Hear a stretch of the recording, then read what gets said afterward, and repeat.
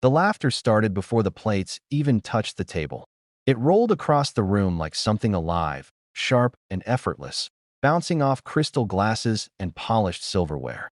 I stood there for a second longer than I should have, coat still on, watching them. My family, my blood, every single one of them smiling like they already knew the punchline. And I had not even sat down yet. My cousin Mark leaned back in his chair, swirling his drink like he owned the world. My sister avoided eye contact, pretending to fix her napkin. My uncle, the loudest of them all, didn't even try to hide it. They had heard. They always heard. Someone must have told them about my job. Not the version I told people. Not the polished version I posted online. The real one. I took my seat anyway. The chair felt colder than the room. The first few minutes passed with forced politeness. Questions that weren't really questions. Smiles that didn't reach the eyes. Then it came, right on schedule. A casual remark. Too casual. A joke about struggling careers. Another laugh. Then my name slipped into it like it had been waiting its turn. The table erupted. Not loud enough to seem cruel. Just enough to make it hurt worse. They thought I was barely getting by. They thought I was still the same person they used to overlook. The one who stayed quiet, who never fought back, who accepted every dismissive glance and every backhanded comment. They thought wrong. I let them laugh. That was the first move. Because what they didn't know, what none of them could even imagine, was that every single person at that table was tied to something much bigger than themselves. And I owned it. Not publicly. Not yet. But soon, very soon, the same hands holding those glasses would be signing papers they didn't understand. Papers with my name at the top. I picked up my fork, calm, steady, invisible. Let them enjoy this moment. Because by the time this dinner was over, the balance of power in this family would begin to shift, and they would never see it coming. The laughter faded, but the damage stayed in the air like smoke. No one apologized. No one ever did. They moved on to other topics, business deals, investments, vacations, all the things they believed defined success. I sat there, nodding at the right moments, barely speaking, letting them keep their assumptions intact. That was always my advantage. They never saw me as a threat. Dinner continued, but my attention shifted, not to the conversation, but to the details. Who sat where? Who spoke the most? Who interrupted others? Who deferred? Power was never about volume. It was about patterns. And I had spent years studying theirs. My uncle controlled the conversation, as expected. His voice carried weight, not because he was the smartest in the room, but because everyone believed he was. My cousin Mark followed closely, echoing his opinions, trying to prove himself. My sister stayed quiet, calculating in her own way, always aligning with whoever held the most influence. Predictable. Completely predictable.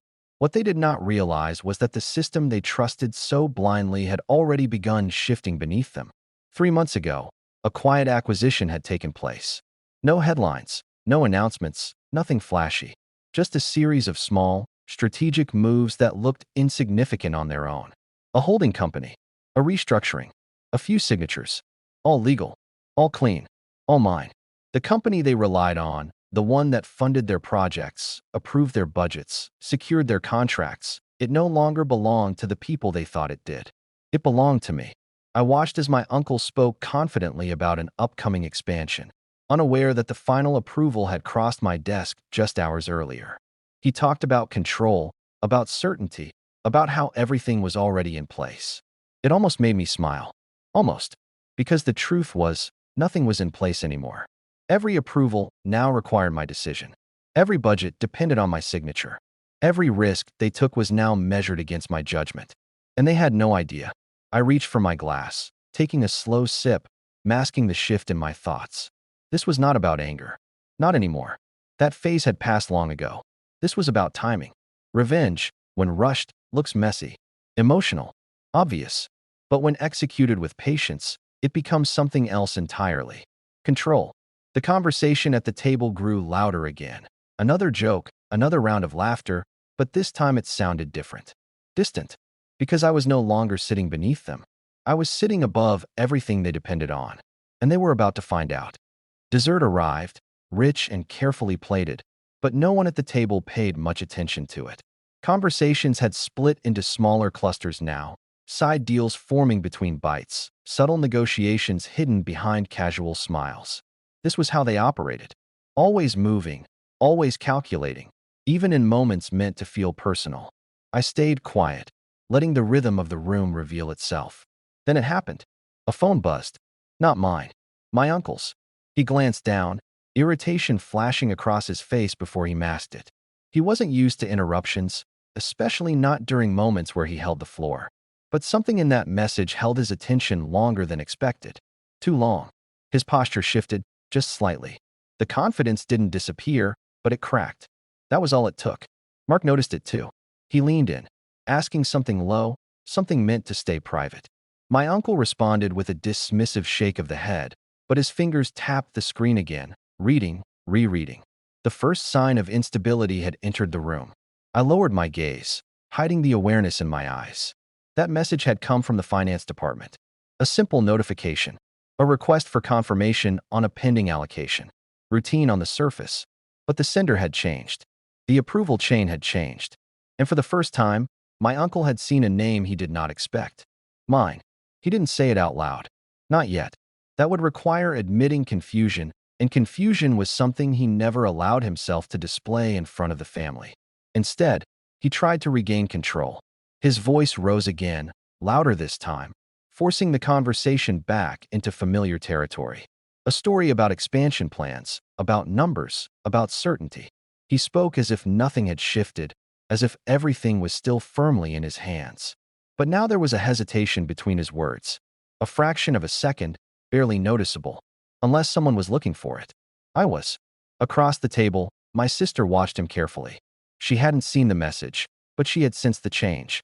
Her eyes moved, studying reactions, adjusting her own posture, already preparing to align herself with whatever direction the power would tilt. Smart, but not smart enough. Because the shift had already happened. They were just late to realize it. I picked up my fork again, cutting into the dessert without tasting it. The sweetness didn't matter. None of this did. What mattered was that the first crack had appeared. And once something cracks, it never returns to what it was. It only spreads. Slowly, silently, until everything breaks.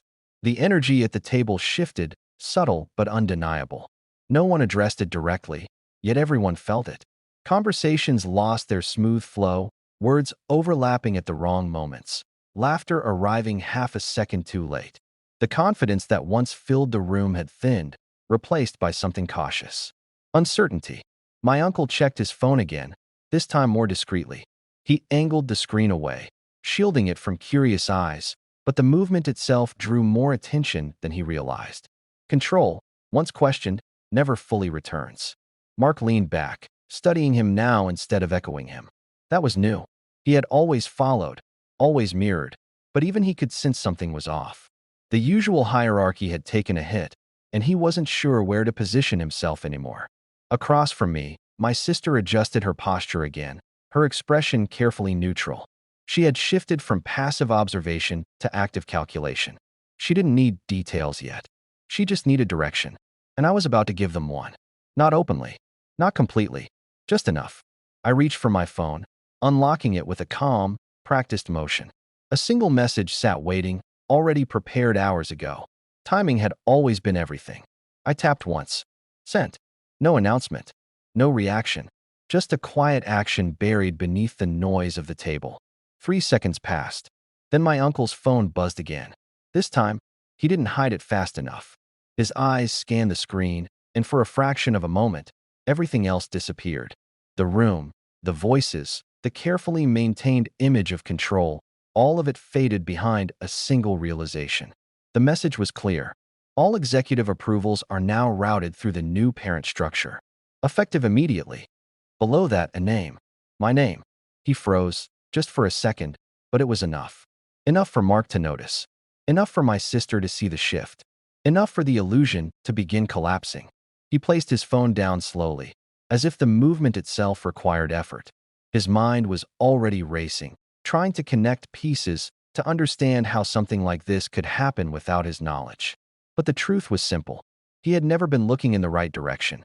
None of them had. They were too focused on appearances, on status, on what could be seen and measured at the surface. They never considered what could be built quietly, in the background, away from attention. That was their weakness. And my strength. I finally looked up, meeting his gaze for the first time that evening. No challenge in my expression. No arrogance. Just calm awareness. Recognition without explanation. He held the look for a moment, searching for answers I had no intention of giving. Not yet, because this was only the beginning. A single message. A single crack. But now, they had seen the name they had spent years ignoring, and they could no longer pretend it meant nothing. Silence didn't fall over the table. It fractured. Conversations tried to continue, but nothing held together. Words overlapped, then died mid-sentence. Even the smallest gestures felt forced now, like everyone was playing a role they suddenly didn't understand. My uncle leaned back, studying me in a way he never had before. Not with dismissal, not with casual authority. This time, there was calculation behind his eyes. And something else. Doubt. He picked up his glass, but didn't drink. His focus stayed on me, searching for a reaction, a tell, anything that could confirm what he had just seen. I gave him nothing. Across the table, Mark finally spoke, his tone lighter than the tension demanded. He tried to joke about restructuring, about corporate chaos, about how these things happened all the time.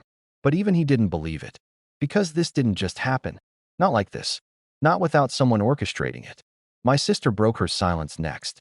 Her voice was calm, measured, but sharper than before. She asked a simple question, directed at no one and everyone at once. Who approved the transition? The table went still again. It was the wrong question. Or maybe the right one. My uncle exhaled slowly, then reached for his phone once more. This time, he didn't hesitate. He opened the file attached to the message, scrolling past pages of legal language, signatures, timestamps. Evidence. Layered. Precise. Unavoidable. And then he stopped. His expression didn't just change. It dropped. Because buried inside that document, beneath the restructuring details and ownership transfers, was something none of them expected to see. A name they all trusted. A name that had been protecting them for years. Their former legal advisor. The one who had handled every major deal for the family. The one who had built the very structure they relied on. He had signed it. Not weeks ago. Months ago. Long before tonight. Long before any of them realized something was shifting. Mark leaned forward, trying to catch a glimpse of the screen, but my uncle turned it away instinctively. Too late. The reaction had already exposed everything. This wasn't just an external takeover. This was internal, planned, executed from within the very system they believed was untouchable. My sister's composure cracked for the first time. Not visibly, not to anyone who wasn't paying attention, but I saw it. Her fingers tightened slightly around her fork, her breathing just a fraction too controlled. She understood what this meant. Trust had been broken. And in this family, trust was the only currency that mattered more than money. I leaned back, finally allowing myself to observe instead of hide. The power dynamic had shifted completely now, not because they knew everything, but because they knew enough. Enough to realize that the game they had been playing for years had been rewritten, and they weren't the ones holding the rules anymore. My uncle placed his phone down with deliberate care, then looked directly at me again. This time, there was no doubt in his eyes. Only one question remained. How long had this been happening right under their noses? And the answer was far more dangerous than anything they could imagine. The air tightened, not with noise, but with awareness. Everyone at the table understood something had shifted beyond recovery. The question was no longer if control had changed hands. The question was how much had already slipped away. My uncle broke the silence first, his voice steady but stripped of its earlier confidence. He asked about the structure, about the approvals, about the legality of what he had just seen. Not directly at me, but close enough that the intention was clear. He needed answers. I continued eating, slow and composed, giving the impression that nothing required urgency. That alone unsettled him more than any direct response could have. Because urgency was his language. Control was mine. Mark stepped in next, his tone sharper now. He wasn't joking anymore. He spoke about contracts, about existing obligations, about how no restructuring could override agreements already in motion. He was trying to rebuild the ground beneath his feet. But the ground had already been replaced. My sister remained silent again, but this time her silence carried weight. She wasn't waiting. She was analyzing, connecting timelines, recalling conversations, identifying gaps they had all ignored. She was getting closer, not to the full picture, but closer than the rest. I finally placed my fork down, not as a signal, not as a performance, just a natural pause. Every eye at the table shifted toward me, even the ones trying not to. They were ready now, not for the truth, but for something. I spoke calmly, without emphasis, without any need to dominate the moment. I explained that the structure they relied on had always been vulnerable, too centralized, too dependent on legacy agreements and outdated protections. It was never designed to survive precision, only pressure, and pressure had never been applied correctly before. My uncle listened, his expression unreadable, but his focus absolute. He wasn't dismissing me anymore. He couldn't afford to. I continued, explaining how small changes, almost invisible on their own, could accumulate into something irreversible. A shift in ownership here, a reclassification there, a quiet consolidation that didn't trigger alarms because no single move seemed significant. Until it was too late. Mark shook his head, pushing back, insisting that something like that would require access, authority, internal cooperation. He was right. It did. That was the part they still didn't understand. This wasn't just strategy. This was design, built over time, embedded within their own system, approved by the very mechanisms they trusted without question. My sister finally spoke again, her voice quieter now, but far more precise. She didn't ask how it was done. She asked who helped. The table stilled once more, because that question changed everything. I met her gaze briefly, acknowledging the shift in her thinking. She had moved past denial, past resistance. She was searching for the real threat, and she had just realized it might not be sitting across from her. It might have been sitting beside them all along. I leaned back slightly, letting the silence stretch just enough to deepen the tension. Because the truth was simple. They weren't just losing control. They had built the very system that allowed it to be taken, and they had trusted it completely. The question hung in the air longer than anything else that night. Who helped? It wasn't just curiosity. It was fear, sharpened into focus. Because the answer would redraw every relationship at that table. My uncle didn't speak this time. He didn't need to. His eyes moved, scanning faces, measuring reactions, searching for the slightest crack in loyalty. For the first time in years, he looked uncertain about the people sitting closest to him. Mark shifted in his chair, defensive without knowing why. He started listing names, people outside the family, consultants, mid-level executives, anyone who could carry blame without consequence. He needed the threat to exist somewhere distant, somewhere safe. But this wasn't distant. This was precise. My sister stayed still, her gaze lowered for a moment as if replaying months of conversations in her mind. Every meeting, every decision, every time something small had fell off, but not important enough to question. Now it all mattered. Patterns were forming, and they pointed inward. I let the silence stretch just enough to let doubt grow roots. This wasn't the moment to reveal everything. It was the moment to let them turn on each other. Because once trust fractures, it doesn't heal. It divides. My uncle finally spoke again, but his voice had changed. It carried weight, but not authority. It carried suspicion.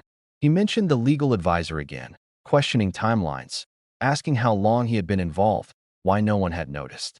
But the real question sat beneath all of that. Who else knew? Mark stopped talking entirely. His earlier confidence had collapsed into calculation. He was no longer defending the system. He was assessing his own position within it, trying to determine how exposed he might be. My sister looked up again, but this time her focus wasn't on me. It moved to Mark. A brief glance. Sharp. Intentional. Enough to plant a seed. Mark caught it, and something shifted between them instantly. Not openly, not enough for words, but enough to change alignment. Doubt had found its first target. And it wasn't me. I watched it happen without interruption. This was the part no strategy could fully control. Human instinct. Self-preservation. The moment when people begin protecting themselves before protecting the whole. It always came faster than expected. My uncle noticed it too. His gaze hardened, not just at me, but at everyone. Control wasn't just slipping away from the system. It was slipping away from the room. I finally moved, reaching for my glass again, calm as ever. No urgency, no tension, just quiet presence in the middle of a storm they were only beginning to feel. Because the truth was far more complicated than betrayal. It wasn't just one person. It was a series of choices. Small ones, overlooked ones, approved without question. Each one creating an opening. Each one building towards something none of them saw coming. And now, sitting at that table, surrounded by doubt and suspicion, they were starting to realize something far worse than losing control. They no longer knew who to trust. And that was the real beginning of the end. The tension no longer needed words. It lived in every glance, every controlled breath, every movement that felt just slightly too deliberate. The dinner had turned into something else entirely. Not a gathering, not a family moment, an unraveling. My uncle leaned forward, both hands resting on the table now, no longer pretending this was casual. His voice came lower, controlled, but carrying a final attempt to reclaim authority. He said this didn't end here, that whatever had been done could be challenged, reversed, buried under legal force and influence. For a moment, it almost sounded convincing. Almost. Because he still believed power came from resistance. He hadn't realized yet that the outcome had already been sealed. Mark straightened, latching onto that idea immediately. He needed something to hold on to, something that suggested this wasn't final. He started outlining options, legal strategies, ways to delay, ways to push back. My sister didn't join him. She stayed still, her focus locked on me again. But this time, there was no calculation left. Only clarity. She had figured it out. Not every detail, not every step, but enough to understand the ending. I reached into my coat slowly, not as a performance, but because the moment had arrived exactly where it needed to. No sooner, no later. A single envelope. Plain. Unremarkable. I placed it on the table. No one touched it at first, but they all looked. My uncle opened it. Inside, a finalized document. Clean. Official. Filed and processed hours before this dinner even began. The last piece of a structure they no longer controlled. A full executive transition. Effective immediately. Every major division. Every financial channel. Every operational decision. All routed through one authority. Not shared. Not temporary. Permanent. His eyes moved across the page once, then again, slower this time, as if reading it differently might change what it said. It didn't. Mark leaned in, his confidence gone now, replaced by something closer to disbelief. He searched for a flaw, a missing signature, a technicality. There wasn't one. My sister didn't move at all. She didn't need to see the document. She already understood. The room fell into a silence that couldn't be broken. Not with arguments. Not with denial. Not with anything they still thought they had left. Because the truth had settled in completely now. This wasn't a takeover. This was an ending. I stood up calmly, adjusting my coat, the same way I had when I first walked in. Nothing rushed. Nothing forced. They watched me differently now. Not with amusement. Not with dismissal. But with something they had never given me before. Recognition. I looked at them one last time, not with anger, not with satisfaction, but with finality. They had laughed at my job. They had built their certainty on that assumption. And now, every decision they would make, every move they would consider, every step they would take forward, would begin and end with my approval. I turned and walked away from the table, leaving them exactly where they had left me for years, behind. And for the first time, they understood something that couldn't be undone. The quietest person in the room had been the one in control all along.